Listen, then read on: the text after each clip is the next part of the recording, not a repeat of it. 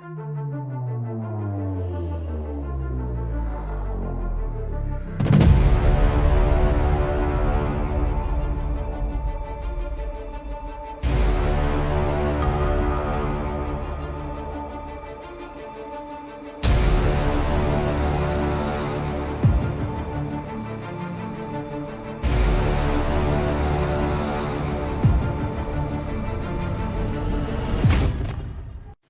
everyone, and welcome to a new episode of the Stephen King podcast. I'm here with my co-host, Lou. Hello, everyone. Hello, hope everything is good with you. Yes, the weekend before Halloween. Yeah, scary stuff.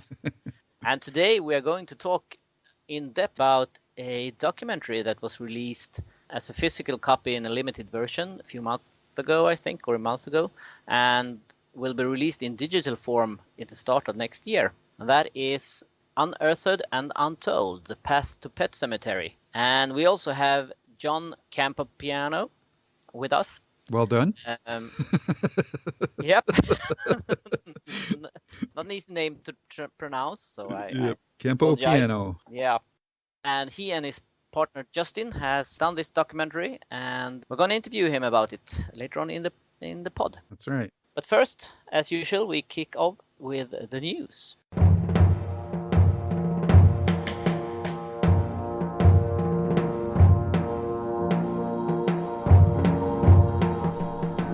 Welcome, welcome. Do not fear the door that lies before you. We will protect you. We are your guides, Hans and Lou, and we will give you the latest in Stephen King news. But before we do so, you must prove yourself worthy. You must open the door and join us in the DeathRoom.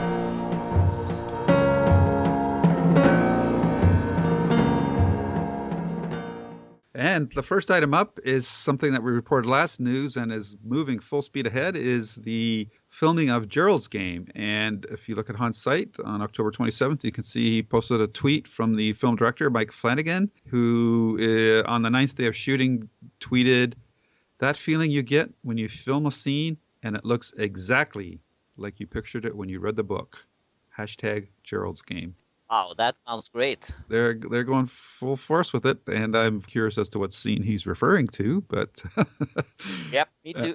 And I just wonder how they're approaching this, the main portion of the film, in terms of how the actress Carla, sorry, I'm going to butcher her last name, Giuliano, is going to approach this role. Is she going to be nude for the whole movie, or is she going to be wearing like a t-shirt or something like that? It'll be interesting to see how that plays out. I would expect that she's going to be partially clothed. I can't see her doing a 2/3 of a movie naked, but Yeah, I can. I'm pretty sure we can say she won't be naked, because then the movie won't be able to be shown where it's going to be shown. So.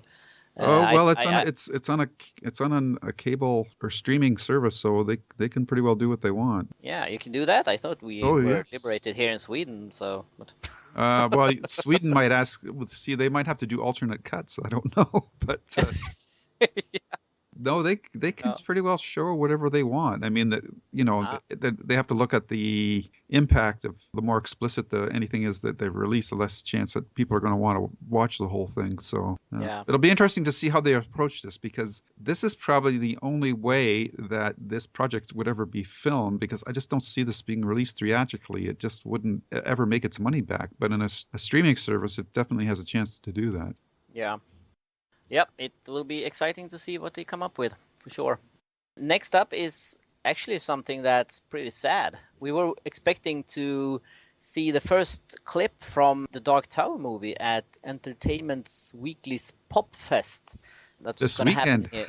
Yeah, exactly. Right now, this weekend. Yeah, we're recording. Exactly. But on October 25th, there was a tweet from Entertainment Weekly. Sadly, the Dark Tower movie is no longer available to participate in EV Pop Fest. And they don't really give any reason for why. We don't know if it's because it delayed, or if it has something to do with a leaked trailer, which sounds strange, I think, because even though the trailer was leaked, it could still have been shown there as a finished trailer, if that was. Don't really know what it was that they were supposed to show, but anyway, it's sad. Hopefully it doesn't mean that the movie is delayed in any way, that this is something separate. But This announcement, I wish the studios or the powers to be would offer some sort of contextual explanation for it, because like you just said, and I've seen on the internet now, there's like rumblings, oh, the project's in trouble, they couldn't deliver a trailer and blah blah blah. But we have no idea. They're just maybe whatever they were working on to have ready for the festival, they just felt it wasn't up to snuff. And maybe after what you just said, like with the trailer being leaked and in such rough shape, they don't want to have something being released that isn't up to the standards that they want the final product to look like. So, I mean, there could be various reasons for it, but speculation has definitely has stirred up as the project is having troubles. We don't know either way, but it's just human nature to try to find meanings and things. I do think Entertainment Weekly posted a pretty appropriate picture, though, showing Jake way off in the distance, probably just moments after he's entered into Midworld. I think that's what all us fans feel like as we were waiting for this sneak peek, So now I think the president of Sony said there would be a trailer at Christmas, I believe. Okay. So looks like we're going to have to wait until then. Yeah, and I think maybe that, I don't know exactly, the most comments I heard about the unfinished trailer from those who saw it was that it was actually a good trailer. So I had one thought that maybe it could be that the trailer got too bad reviews that they actually wanted to remake it to make it better, and they didn't manage to do that in time for this weekend. So and that could be the reason, but we don't know. Yeah, I know the Sony. I'm pretty sure the president at Sony said during that same interview that the trailer that they're planning to release is not the same as what the working print was anyhow. So as a working print, it's not even probably going to contain the scenes or all of the scenes and that we saw in it, and there might be additional ones as well. So we'll just have to wait and see now. Yeah, and it would have to be pretty different, because I mean, the trailer was mostly done. It wasn't that much that wasn't finished in it, and I mean, if they need all the way to Christmas to finish it, I guess they have to remake it pretty much. It's not just a matter of getting the trailer finished in time for Christmas. It's also what film do they want to put it in front of, and they might be waiting for a particular film. I don't know if Sony has any releases. Ideally, as a movie company, I would love to get my trailer for my movie in front of the next Star Wars movie, the Rogue One movie that's coming out in December. But that may or may not happen. But I think that would be a perfect position to put it in. Still thought that with Magnificent 7, that would have been a good project to put their trailer in front as well, because that was actually a Sony release. So we'll just have to see now. But my fingers are crossed that we're going to have this trailer in front of the Star Wars movie, and that would give it amazing exposure. So we'll have to see what happens. Maybe they're saving their money for that. They just decided that's when they're going to do it. So we'll have to see. Could be. Yes. I'm using my wrong mouse here. Sorry. So our next story is about Stephen King is doing a reading on November 16th as part of the Althea Ward Clark 21 reading series. Stephen King and writer Eileen Miles read from their work on Wednesday, November 16th at 4:30 p.m. in the Berlin Theater at McCarter Theater Center. You can check out the link on Hans' site, and I'm trying to look at the where this actually is located physically, because I don't know where the Berlin Theater is. Yeah, and my guess is that when you hear this, the tickets will be all sold out. Yes, it's in Princeton, New Jersey. So yeah, and the event is free. So is it? Yeah, the event is free, and tickets are required, and will be available for 2 days actually ago when we record this. So might actually even be sold out already. Yeah, I'm just looking at the announcement on the Lewis Center Princeton Arts website, and it says in very bold letters, no more tickets remain for this reading. However, a standby line will be formed at that Berlin Theater, and any seats that are still available at 4:10 p.m. on the day of the reading will be made available to those in the standby line. So you still have a shot, but it's not pretty likely. And the other thing you should be aware of is that King will not be signing books at this reading. However, some pre-signed books will be available for purchase, which is becoming a pretty standard practice for King now. I think his days of doing hour-long autograph sessions are over. Yeah, that makes me happy that I actually managed to attend a signing where he personally signs the book in front of you. It's an amazing event to go to, and if he's done with it, I'm as I said, I'm happy that I managed to do that. Yeah. And there's no word yet on what King will read from, but best guess is that it will be from the Hearts in Suspension book. Right. Yep, that makes sense. Yep. Next up, we have more Dark Tower stuff, actually. It is the Charlie the Choo Choo book that we'll be mentioning, the children's book that actually, and I remember we talked about this in the last podcast, if it was good or bad for a child to read this. And I think that, and I can't remember if it's Amazon UK or Amazon US, but one of them said that they thought it was proper to read for 3 years and up. Boy, they better be ready for some complaints. Yep. The US Amazon actually says between 4 and 8 years. Grade level. And preschool to 3. And I think that I believe that will change before the book is released. Amazon UK says from 5 years and up, and the US one says 4 to 8 years. Level grade preschool 3. So they're gonna get. They're gonna get some serious complaints if they don't change that before it gets released. I mean, you just have to look at the book cover. those are not happy kids. No, I think they're signing with me though that the kids can read it. So. I think they're just working off boilerplate description of the book, because if they keep that up there, parents are going to complain. But I don't think parents are going to buy this for their kids. Well, but then we've constantly heard stories about John. We'll mention it in our interview, saying that he read it probably when he was too young. Yeah. And I've heard that sort of similar story from other people who turned into big King fans. They always say, "Yeah, I read this story and I was too young and I got scared, but I just thought it was so cool. And ever since then, I've been a Stephen King fan." So that's not as uncommon as it seems. Who knows? This might be a whole new generation of King fans if they spread this through all the schools and libraries. Yeah.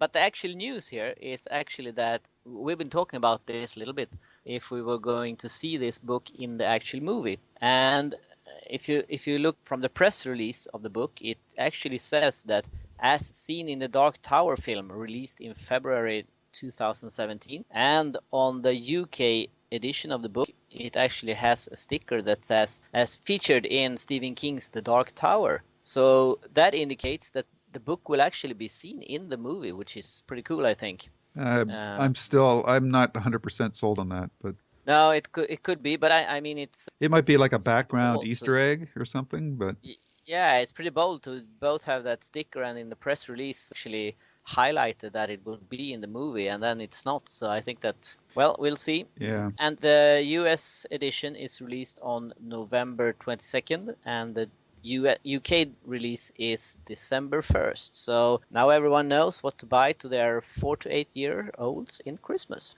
There you go. Yeah. If you want to give them nightmares, here you go.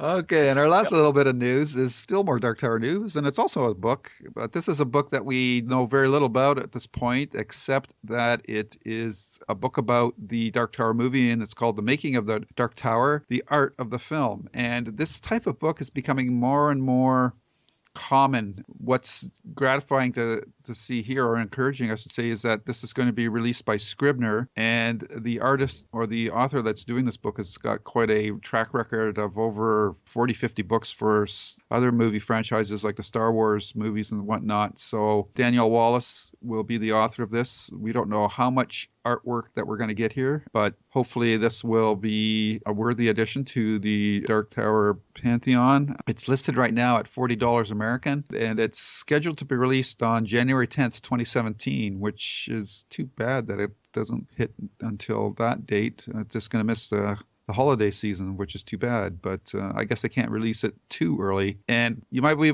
be careful about when you look at this book, because it's obviously going to contain spoilers. So if you get it before the movie comes out, that it could ruin things for you that you don't want to see, especially since we know that this is going to be a continuation of the book series, not an actual retelling of adaptation of existing books. You might see things in there that will definitely be spoilers. So it'll be hard, but I would recommend staying away from it until after you've seen the movie. Yeah, I'm actually very surprised that it's actually released 1 month before the movie. I would have expected it to come after the movie. So not to spoil stuff and not give away too much. Yeah, unfortunately, that's a common practice, especially like with if you are one who surfs the internet at all. Especially surprisingly, toy fairs, they are notorious for showing pictures of toys that are linked like to movie franchises that give away spoilers, and that's often where movie sites go to find out spoilers. Like for the Star Wars movies, all these action figures and space figures and whatnot. I don't think the Dark Tower will have that issue because I don't really see a big toy line coming out of this. But sometimes movie soundtracks will. I think like the worst one was The Phantom Menace, which had like the death of a major character in the title of one of the tracks on this album, which came out before the movie. So this kind of thing does happen. If you're going to be collecting this stuff, you might want to try to filter that out until after you've seen the movie. Would you be able to buy the book and not look at it until you watch the movie? No. But I wouldn't even go to the website to look at purchasing it until after that. But I would like to hear some of the music clips without maybe specific titles. Though I do like to listen to movie soundtracks if I can before I actually go see the movies. So we'll have to see about that. That's going to be harder for me to resist than any other thing. Okay, so there you have it. That's the news for this episode. Mm-hmm. And now let's dig into the Pet Sematary.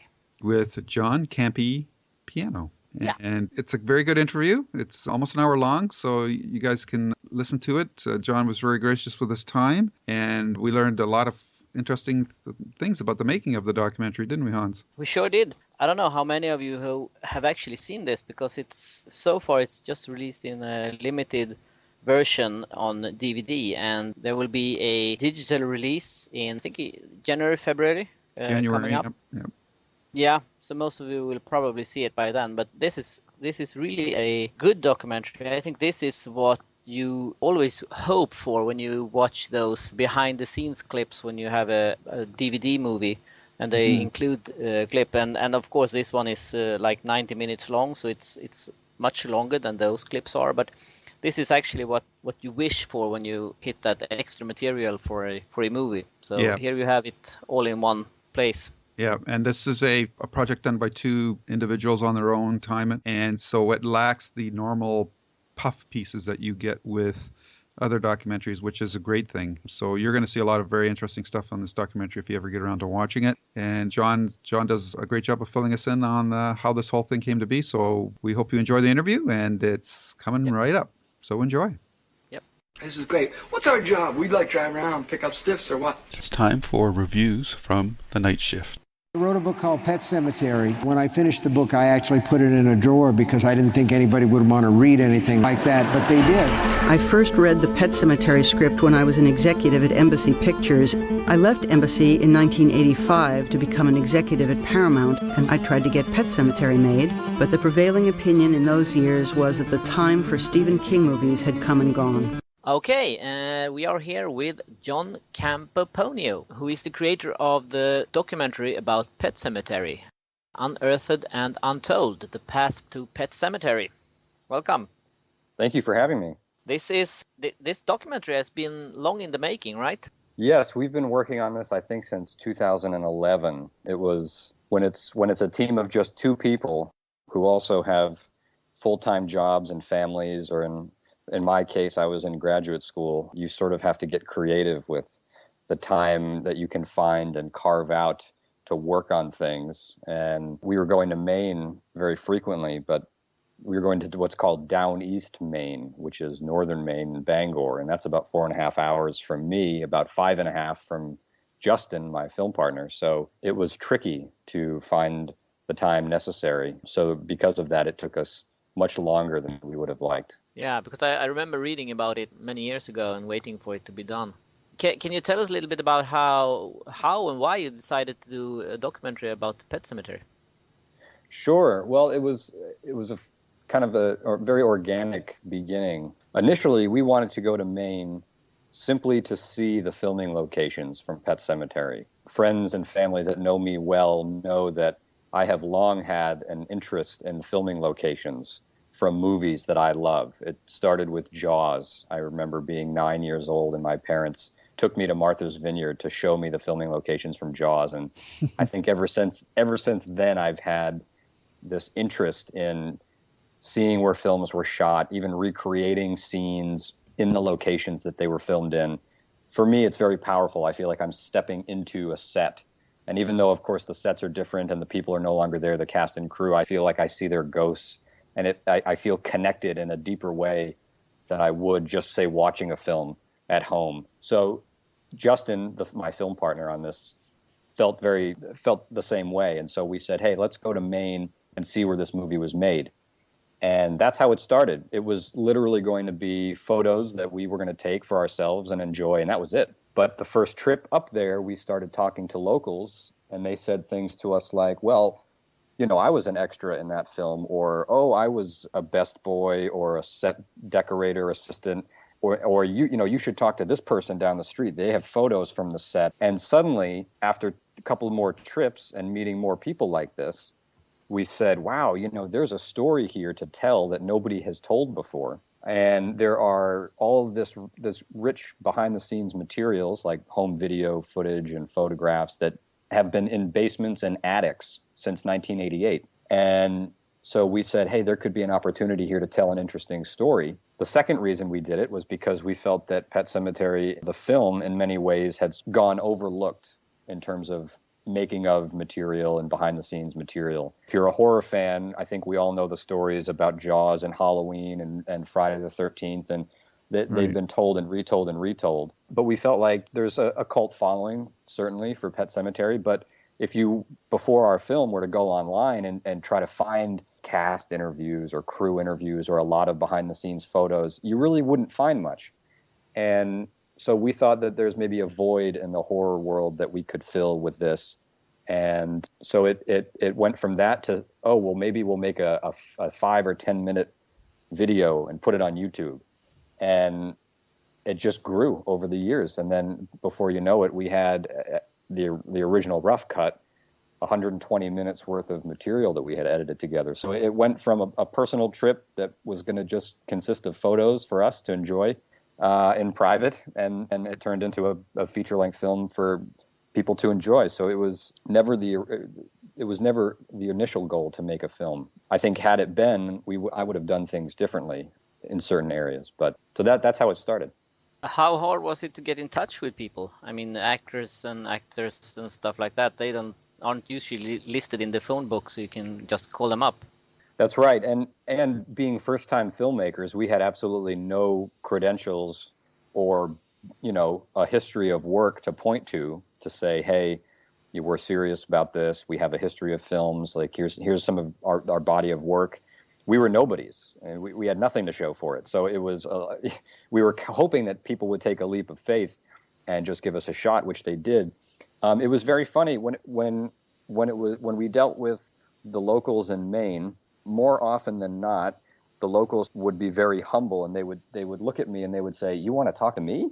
You want to interview me on camera?" They felt they had nothing to offer. I'm just a local Maine person. What could I possibly give you that would be of any value, let alone to just communicate over the phone? But you actually want to come to my house and set lights up, and you want to film me? Nobody was against it, but I think that they were bewildered. They were just sort of puzzled, like, why, you should talk to the cast and crew. I'm just a local person that was on the set for 2 weeks. And I'll get back to that at another point at why that was actually so very valuable. So that was our sort of encounter with the locals. With the cast and crew, I'm trying to remember, Brad Greenquist was the first person I got in touch with, and thankfully he has a website, the only cast member to have a website. So I just sent him an email and said, hey, I noticed that you're going to be appearing at this convention. We have a lot of horror conventions here in the States, and it's an opportunity to one-on-one to connect with these people. I said, I have a friend, we're starting a documentary, and would be great to interview you. Would you be open to that? And he said, of course, let's do it. So that was in the Midwest. So we flew from New England to the Midwest, where they were doing a bit of a Pet Sematary reunion. So when it came to the cast and crew, oftentimes you had to get one person, and then that person would sort of have to vouch for you, because Dale Midkiff was very skeptical. So Brad had to say, no, I did an interview with these guys. They're good guys. They were professional. They asked good questions. You should do it. And Dale would say, oh, okay. So we would interview Dale. And then Dale would vouch to us to Denise, because Denise Crosby was very difficult to get in touch with at that time. And Denise would say, oh, okay. And so we interviewed Denise that following year down in Pennsylvania. And we had long been trying to get Mary Lambert, who was skeptical. But she and Denise are very close friends. So Denise said, no, these guys are good guys. You should talk to them. So then we got Mary. Now, all along this whole time, about 3.5 years, I had probably been rejected by the twins, Blaze and Beau Berdahl, I'd say a dozen times, and not even rejected by them. It was their agents. We could not get to these girls. We so badly wanted to interview them. We would have missed them, and they had never been interviewed before. But something funny happened where, okay, we want to interview them. No, they're not available. They're not interested. Fine. And you just try for a year or two. Well, then suddenly, once you have everybody in the cast interviewed, now their tone becomes, oh, well, we can't be the only people not a part of this. Now suddenly they feel left out, and they're eager to be interviewed. Right. And so that's how we got the twins, because they had been saying no to me for years. So we had to get everybody else and go to them. And I remember Beau said to me in an email, she said, well, who do you have from the film? And I sent her the laundry list of everybody in the film, because they were really the last two we interviewed. And she said, oh, shit, we should probably be in this, because everybody else is in this. And you have the set decorator, you have everybody, you have the set dresser, you have all these people. We should probably do this. And thankfully, we also live in a time of Twitter and Facebook. Yeah. So I found people through Facebook, and we got creative. We got very creative. There was no one way we didn't approach people. We had to get creative with it. Cool. And I know from doing some interviews myself, it's often the not so known people that have the most interesting stories, because the celebrities are usually telling the same story to everyone who interview them, and when you read interviews, they are pretty much the same. So I think that people behind the camera and people who have like minor parts often have great stories, and I think you have proven the same in the documentary with some of the interviews you did. I think you're absolutely right, and that's what I was alluding to before, which was that people in the business that I had sort of been talking to just for advice, the guy, his name escapes me now, but the guy that did the Nightmare on Elm Street documentary, I was thirsty to learn how to do this kind of a film. And what do you do? I mean, what's the order of operations? And they kept saying to me, well, you got to get all the big names. You got to get all the Hollywood names. And they were right. However, they missed the fact that those actors are usually very isolated when they're on the set. They're in their trailer, they go out, they do their scenes, they come back. I mean, they're not really kind of in the fray of the day-to-day. And when you're trying to really capture an atmosphere of what it was like to either be on a set or to be part of something, you really got to get the people that were on the ground and a part of it. And those tend to be, you know, the script supervisors and the gaffers and the guys doing lighting and the second or third string cameramen and all these people they're really in the thick of it. And they're also the people that have a little bit more downtime because they're not constantly working, but they're on the set. So they're taking photos and they're just a part of it. So all of the best stuff, in my opinion, and I won't speak for Justin, in terms of interview material and stories and certainly behind the scenes photos and video, all came from crew members that have quote unquote small parts in the crew. That was the best stuff. And those were the things that nobody had seen or heard before. The crew, the cast were great, but like you said, some of the stories had been told before, and they were blocked from a lot of the really fun, interesting little tidbits that happen on a film set that we were able to get from other people. So I think you're absolutely right. I have to ask the $64,000 question.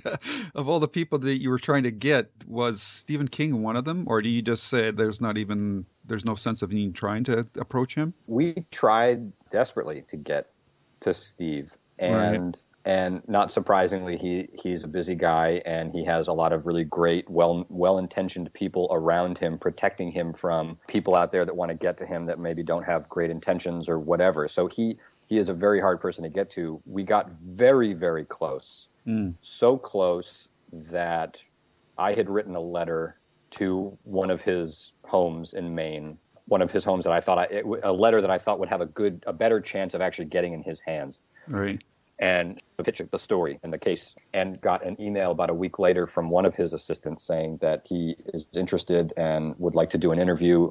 And when his more direct assistant returns to Maine, she'll set it up. Unfortunately, that didn't happen. It was, I can't speak for why that didn't happen. I know that it was right in the thick of his tour for the Kennedy book. Mm-hmm. So he was just very booked and very busy. And maybe compared to the book tour, maybe this wasn't as big of a priority. Sure. And which is fair enough. So it didn't end up happening. We filmed him give a talk at a university down here, which he and his assistant gave us permission to film and to use in the documentary. Mm-hmm. And he has seen it. We sent him a copy of the Blu-ray when it came out, and we heard very positive things about the film and how he felt we portrayed Maine and the people of Maine. So, yeah, we tried hard, but it wasn't to be. So. That's too bad, and it definitely doesn't take anything away from your documentary, which I think is just a fantastic piece of work. And just the fact that it's just the two of you that did it just really blows my mind. So you guys are fully deserving of all the kudos that you're getting for this documentary. But getting King would have been the cherry on the top for sure. But there's no shame in that. As long as you tried, that's the best you can do. No, absolutely. And I think sometimes those hurdles that you encounter, another one being not getting Paramount on board initially. Right. I think they quoted me like $12,000 a second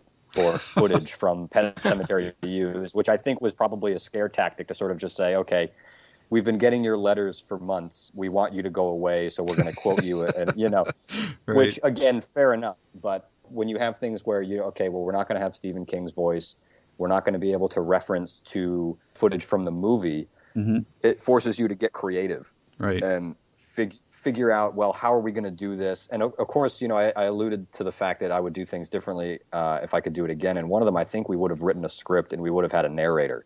Mm.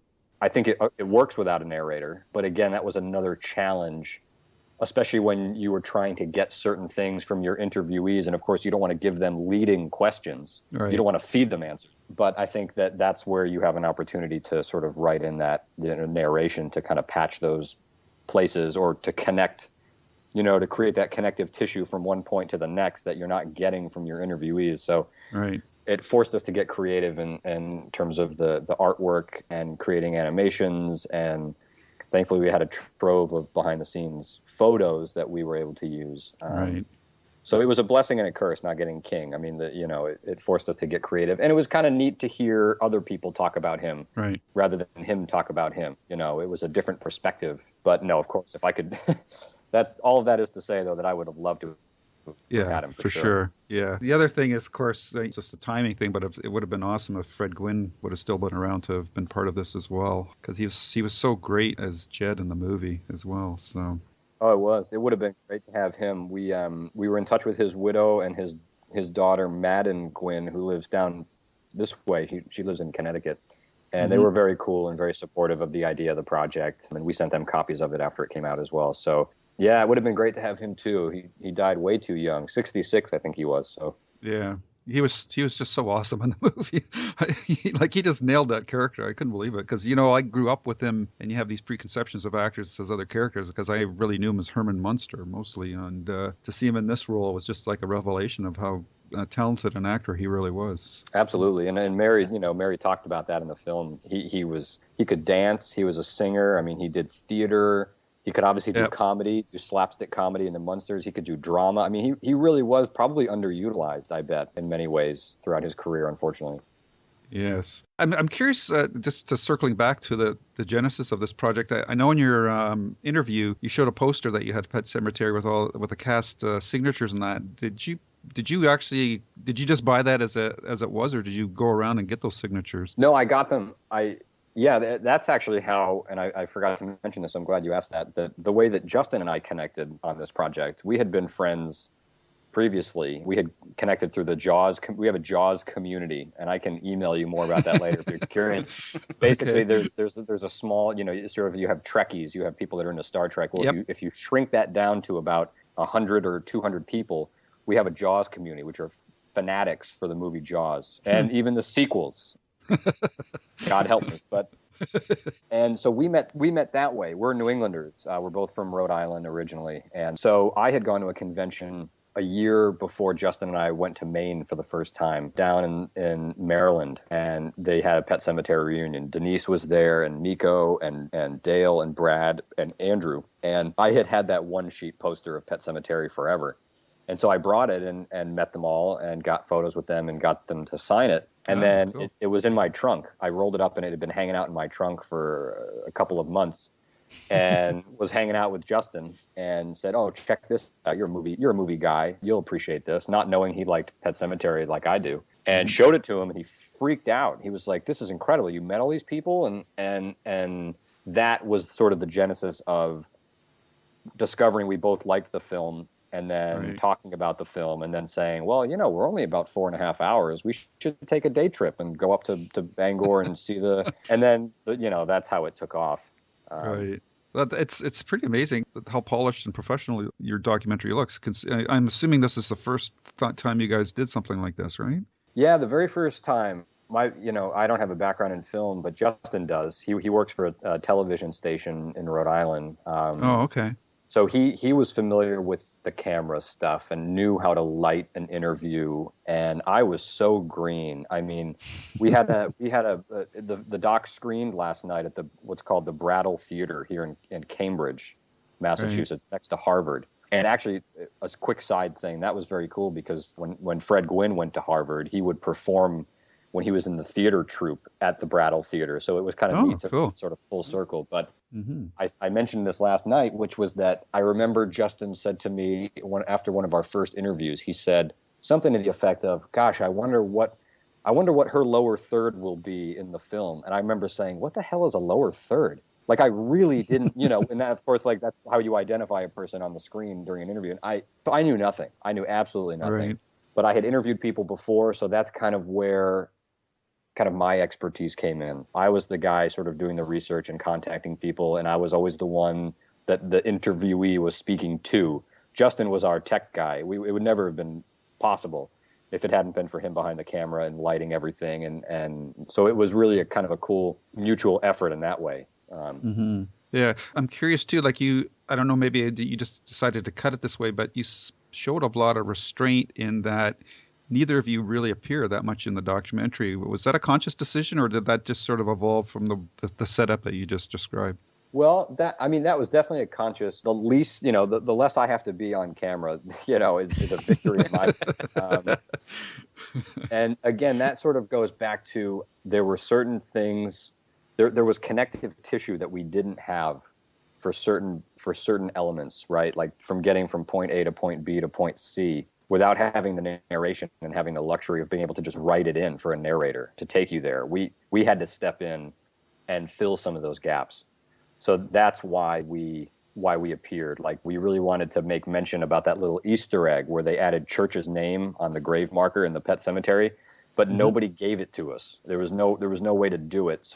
So we felt that we would go in and fill in some of those gaps. And so there were certainly some of those interviews that were on the cutting room, parts of it that were on the cutting room floor of Justin and I. But yeah, it was conscious that we wanted to be in there as little as possible, for sure.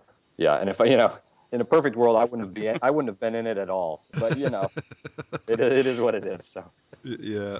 So your King background, like, are you strictly a movie guy, or do you read too? Like, is Pet Sematary your favorite Stephen King movie, or? I think, a favorite Stephen King movie. I'm definitely a reader. I'm actually looking over at my bookshelf right now, and I've got a ton of Stephen King books. So I definitely am a reader. Okay. The first one I read was It. That was my first book, and I was probably too young to read it, frankly. I hear so that maybe that set everything in motion, and that was the. Yeah, I bet. Yeah, and I saw the movie, which left just such an impression on me. Right. I actually met Tim Curry last night at a convention down in New Jersey, which was sort of like a dream come true. I mean, I'm still sort of glowing from it. To be able to meet him was very special.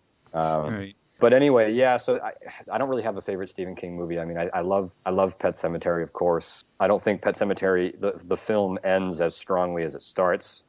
But you find that a lot in horror films, I feel like. I feel like the setup is good and the middle sections are good, but when you have to tie it together, I feel like sometimes it can kind of fall a little flat. The TV adaptation of It is a perfect example of that. I think part 1 is so phenomenal, and part 2 it starts to wane a little bit for me, and then the spider and all that stuff, I'm just kind of like, But But no, I'm a big fan of the books and the films. Absolutely. So how would you feel if because so many of his properties are being remade now, would you look forward to or dread a Pet Sematary remake? Well, I think at this point I'm so in it, like, because we've spent so much time with the film, that I would be more curious than anything. I think I would be intrigued to see it, just like the It remake, especially with It. I mean, It is such a massive story, and there's so much material in that book that I think it's fair to say, well, we're going to give it another shot, and it's not going to be made for television, so we can probably get away with some of the more risque or taboo elements from the book that they couldn't do on TV back in the 90s. So for that reason, I'm intrigued, but I don't know if they'll hold up. I feel like some films, some horror, especially horror remakes, I think occasionally they're too self-aware. And what I mean by that is they try to intentionally recapture either campy moments or that happened organically in the original, that you can't duplicate that and have it feel honest and genuine. Yeah. And viewers are aware of it, right? Like, people that are into horror films are not stupid. They'll catch it right away if they feel like they're adding these cheap elements to it to make it feel like the original, but that it's so clearly not. Right. Yeah. I think one of the I don't know how, and I can't remember if this came up much in the documentary, but for me, one of the, like you say, organic things that I think came from the original Pet Sematary is the cat that played Church. Like, to me, that is the ultimate scariest cinematic cat that I've seen to date. Like, there's just certain shots with his eyes reflecting the light. That cat was just so creepy. I think that's actually the scariest part of the movie. Yeah, the cats were really fantastic, and we never did get a definitive. We asked 10 people that were a part of that film how many cats there were, and we got 10 different answers. Nobody seems to remember how many cats there were. I even interviewed the trainer who was on set with those cats, and they didn't even remember how many cats there were. But the cats were fantastic. Yes. One story that we were never able to fit into the film, which was a shame because I think it's such a great story, is that scene where Dale gives the cat the shot and then picks it up by the scruff. Right. It was a real cat, but what had happened was that particular one was due for a teeth cleaning, and they were having a hell of a time getting it to sit still and to get its teeth cleaned, that they said, well, why don't we give it like a mild tranquilizer to chill it out. I guess they give these things to animals when they have to fly to keep them calm or whatever. Right. We're going to give it a tranquilizer. That way it'll be relaxed to get its teeth cleaned, and we can use it in this scene with Dale, because there's no way that a cat under its normal faculties would just let all those things happen to it. Right. So they shot that scene. Dale puts the cat down, they call cut, and then he goes and brushes his teeth, which I thought was just pretty funny. Yeah, because the cat does look kind of lethargic during that scene, so I was almost thinking like, oh, it's just half alive kind of thing. So. No, he's high as a kite. Okay. No, he was... Well, it played well in that scene, that's for sure. Oh, absolutely. Yeah. So I guess you spent almost 5 years on this project? Yeah, I guess about that. Yeah. And you've finally gotten it out, which must have been a great feeling when it finally went gold and you got it to start to be able to ship it. Feedback's been generally favorable, or how's it been? Are you very happy with how it's been received? Absolutely. I think, we had the limited edition release that the distributor did, which ran for about a month. So, of course, the people that are buying it at that point are the diehards. Yep, I have it. You do? Well, that's so wonderful. Yes. Thank you. Me too. Yeah. So those are the diehards, and so therefore they're the ones that are, you're kind of expecting to get maybe the positive feedback. Right. And it has been very positive. Of course, people want to know why King wasn't in it, and why we didn't have footage from the film itself, which are all fair questions. But no, people have been really happy about it and been very positive. And it just played at a festival in New York City. I don't know if they've announced it, but we won Best Documentary, so they'll be announcing that pretty soon. So that's really exciting. Awesome! Congratulations. And thank you. That's how the distributor found us in the first place. Was it screened at the Rhode Island International Horror Film Festival back in 2014, and they flew someone from their company from California to Rhode Island to watch films and scout films and see if there was anything that they wanted to try to acquire. And so about a week after that, they sent me an email and said, hey, do you have a distributor yet? And we said no. We had gone to Shout Factory, Screen Factory, some of the others to see if they'd be interested. But primarily the response that we were getting was that it's hard to sell docs. They just don't sell well in the home video market. Right. So we weren't having any luck. But when they came to us and said, would you be interested? We said, oh, absolutely. And so then that's how we got involved with Terror Films. So yeah, no, it's been really positive feedback, which has been really great because you sort of lose perspective. You work on it for so long. Yep. You're like, exactly. When you go back and watch it, all I see are the things that I would have tweaked or done differently, or you know. And so it's good to read someone write about it or talk about it, seeing it fresh, because you're like, oh yeah, that's right. So it's not terrible because that's all you think it is. You're just like, oh, I don't even know now what's going.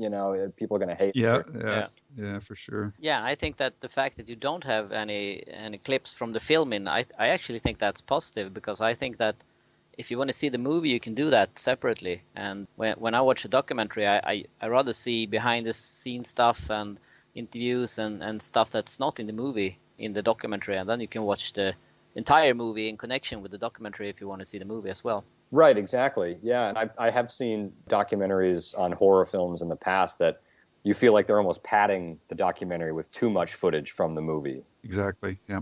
Where you get 20 seconds of new material, but then you get a minute of the film, and then and it just sort of like you feel like the actual running time of actual new content that they're putting out into the world is actually really limited. Yeah. So yeah, in that way, it's good that it's really just 90 minutes of just totally new stuff. So that is a positive. Yeah, I agree with you.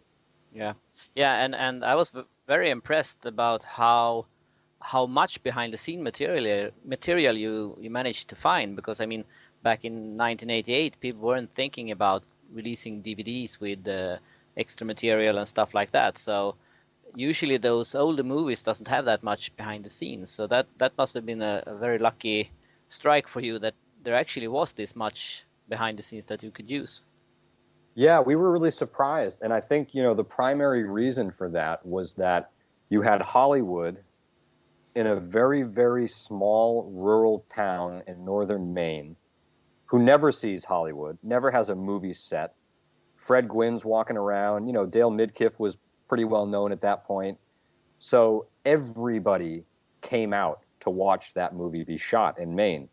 And they have their Polaroid cameras, or they've got their big shoulder-mounted VHS home video cameras, and they're recording this stuff because it's, for them, that's probably the highlight of the summer. Yeah. So we utilize the historical societies in Maine, the public libraries, film societies. I would just imagine, I'm guessing, hundreds and hundreds of people that we just cold called and said, we're looking for photos. Can you either send out an email blast to all the people that follow your page, or if you have a community of people that maybe at the next meeting, the next town meeting, you can just make a quick announcement for us and say, hey, these guys are shooting this film. They're looking for any behind the scenes materials you might have. Get in touch with them. I mean, we really exhausted every avenue. And I remember there was this one funny moment where her name is Rhonda, and she was in the film. She's the one that's talking about dressing Gage's coffin for his funeral scene.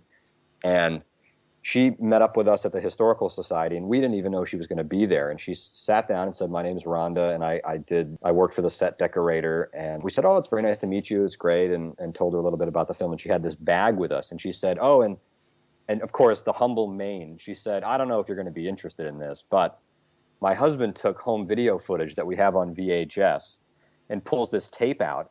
Then she says, oh, and we have all these photos, and pulls out this huge photo album full of photos from the set. And I look at Justin, he's turning white. He's just bug-eyed. He couldn't believe it. And then to top it all off, she says, oh, and that scene where the housekeeper hangs herself, I still have that noose, and pulls that out. And wow. I fell over. I mean, I just, I just couldn't believe it. And so in many ways, that's why the film is really a tribute to them. It wouldn't have happened if it weren't for those people in Maine that had that stuff, and they were willing to share it with us. But to think that she said, I don't know if you're going to be interested in this stuff. And it was just like, that was a gold mine. I mean, it was just, amazing. Yeah.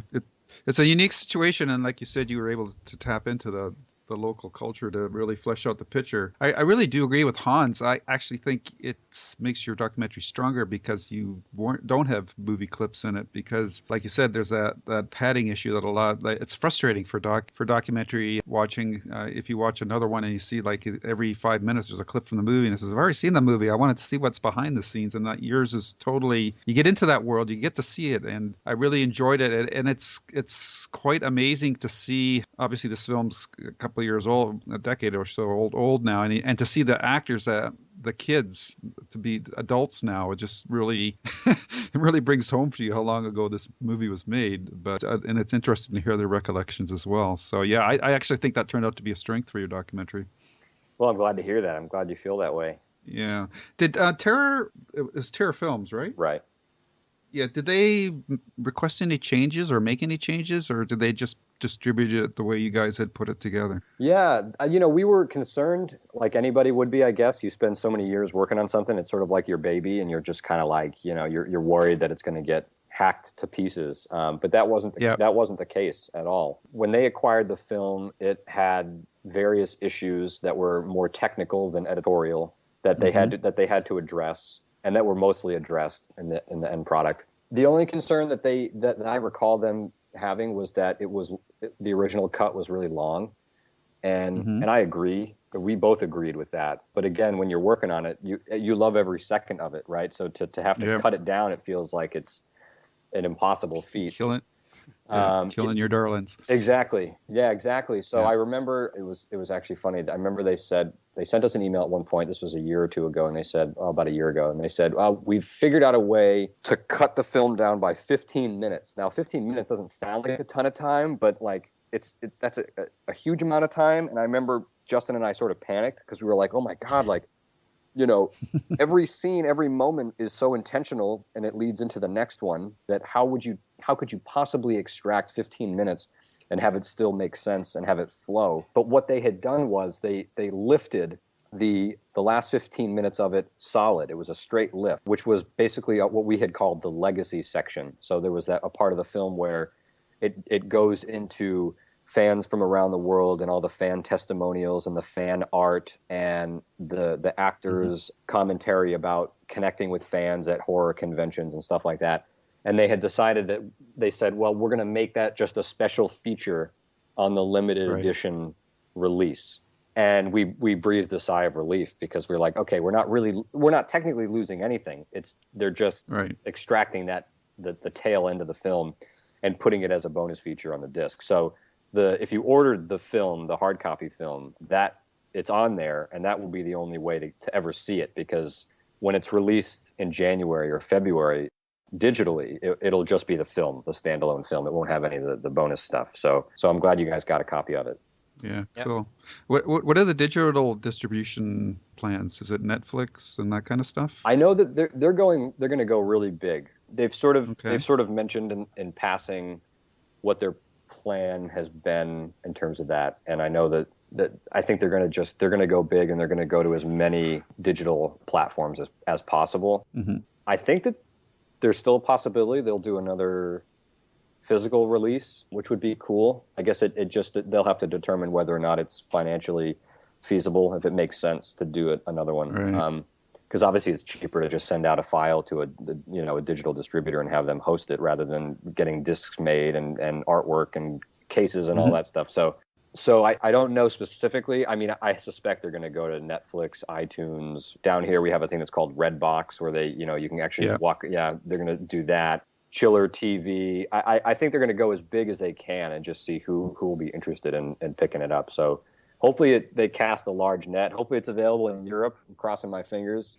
So it seems like there are a lot of fans in Germany. I mean, the Germans love their crazy horror. So yeah. So hopefully it's available out there too, but we'll wait and see. I honestly just don't know. Right. Okay. So you and Justin went through this journey together for 4 or 5 years. You gained a lot of experience. Now, what are you going to do with that experience? Is this a one-shot project for you guys? Are you looking at other types of similar documentaries? Yeah. No, we're definitely already working. We've already shot 2 interviews for another film. Ah. And it's funny because no, not Stephen King related. No, I wish. Okay. I wish. Jaws? No. Thankfully, the world has enough of that. I think every story has been told. I think if we make a film about Jaws and start it by saying the shark didn't work, I think people would throw tomatoes at us because they know that. Everybody knows that. Yeah.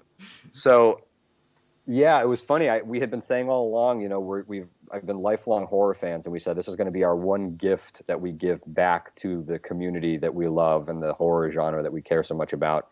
But before the film even ended, I was already thinking. I said, "Hey, Justin, you want to do? What about doing something?" And then I remember he'd stop me and say, "I can't even talk about that right now. I got to get through this one." But no, it's going to be a short film, probably in the vicinity of like 15 to 20 minutes. And we shot two interviews for it last year already, and we're going to continue working on it this spring. And yeah, it's exciting. It feels good. I mean, now you have all this experience and all this perspective that I feel like we can, especially if it's a short film. I say that now, right? We'll have this conversation in a year. Yeah. Just like we thought this one was going to be maybe a YouTube video, and here it is. So maybe it will become bigger, but we want to do something just on like a shorter film, which I think will present all new challenges. If you don't have the luxury of having 90 minutes to work with, you've got to tell a really concise, tight story in a fixed amount of time. So no, we're working away. So it's exciting for sure. Oh, awesome. Is this something you want to do for a living for now, like making documentaries and stuff like that? Probably not for a living. No, I have a full-time gig outside of this, so this has always kind of been like, I always say it's been a pet project, which is a terrible pun, but this, it is kind of a side life, I guess, a side project. I don't know that I would have the stamina to do it for a living.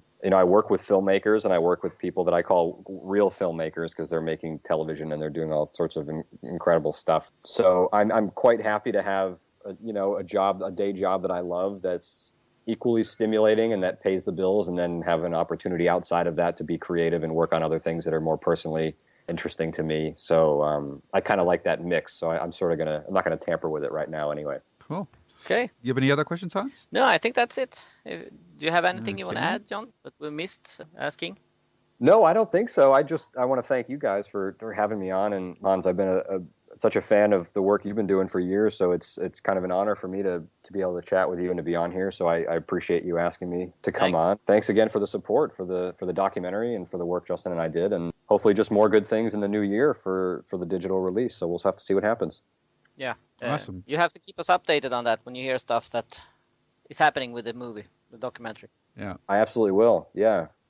Yeah. So yeah, congratulations. It's a well done documentary and very enjoyable. And Pet Sematary fans will be very happy when they see this or watch this documentary. There's a lot of stuff here I'd never seen before, and I was really engrossed by the whole documentary. Oh, well, awesome. Well, thanks, Lou. I appreciate that. Yes, you're welcome. All the best in your future projects. Well, thanks, guys. Yeah, and keep in touch. Yeah. Here you go. Thank Take you. care. You too. Yeah. Bye-bye. Bye-bye. Bye-bye.